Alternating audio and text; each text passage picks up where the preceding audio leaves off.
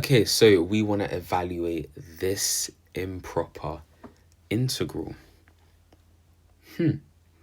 Let's have a go. Well, I can't really do integration by parts here. It's going to get messy. I can make u equal to ln x. Then again, I don't think I'm going to get any clear cancellations here. And also the bounds aren't particularly helpful. I can't see any obvious substitutions here. But I can rewrite the denominator by completing the square.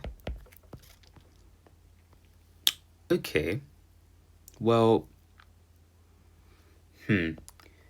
whenever I have an integral like this, it's almost always usually a good idea to make tan theta equal to x, because when I differentiate tan theta, I get sec squared theta, and this denominator is always sec squared theta, so I get rid of that differential. And so if I make tan theta equal to x plus 1 here, so that d theta sec squared theta, oh, there we go. Oh no, still can't write. Let's go back. Sec squared theta is equal to dx. Let's consider our bounds. Okay, so when x is equal to 0, we know theta is going to be 0. No, it's not. I lied. When x is equal to 0, theta is going to be pi over 4, right? Because tan of pi over 4 is 1. And so when x tends to infinity, we're going to have theta tending to pi over 2.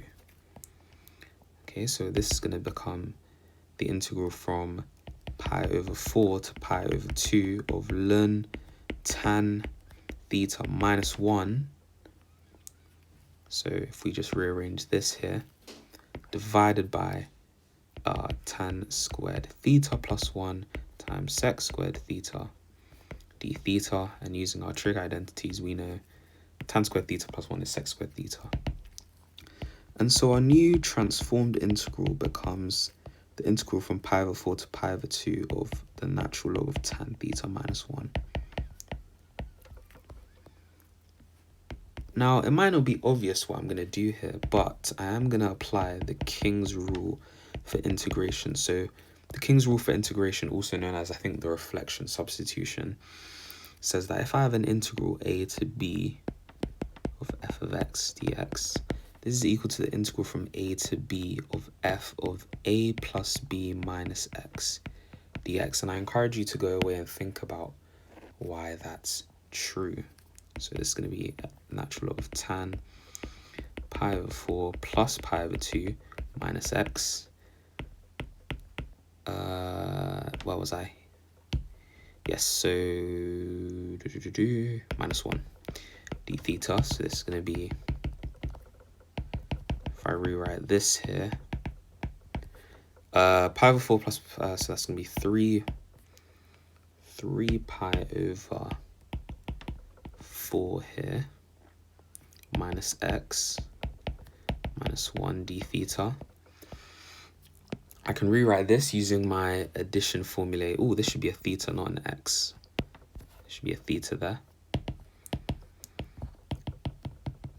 It's going to become the natural log of tan 3 pi over 4 minus tan theta over 1 plus tan 3 pi over 4 tan theta minus 1 d theta.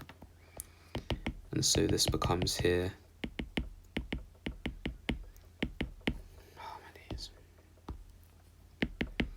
pi over 2 times natural log of tan of 3 pi over 4. Well, tan of 3 pi over 4, if I take away a pi, I get minus pi over 4. And I know tan of minus pi over 4 is equal to minus tan of pi over 4, and tan of pi over 4 is 1.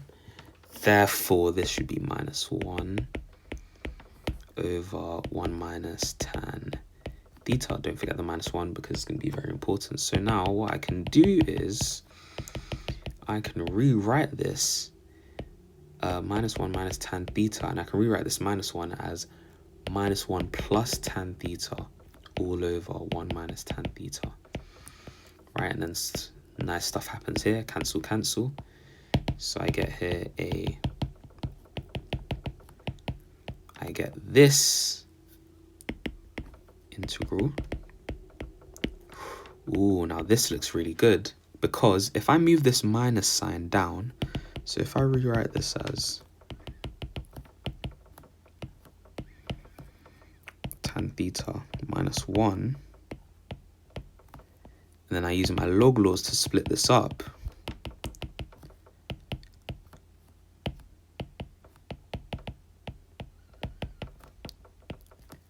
I end up with my integral, my original integral. And so I have I is equal to the integral from pi over 4 to pi over 2 of the natural log of 2 minus the integral from pi over 4 to pi over 2 of the natural log of tan theta -1 d theta, which is literally equal to I. And so that implies that 2I is equal to natural log of 2 times the integral of 1 d theta. So this is going to be ln 2 lots of pi over 2 minus pi over 4. And so I have 2I is equal to ln 2 lots of pi over 2 minus pi over 4. That's going to be pi over 4. And that implies that I is equal to pi over 8 lots of ln 2. A very, very nice integral there. So if you haven't seen the King's rule, that would have been pretty difficult. I do believe there are other ways of doing this. So if you do find any, do let me know. Okay, catch you in the next one.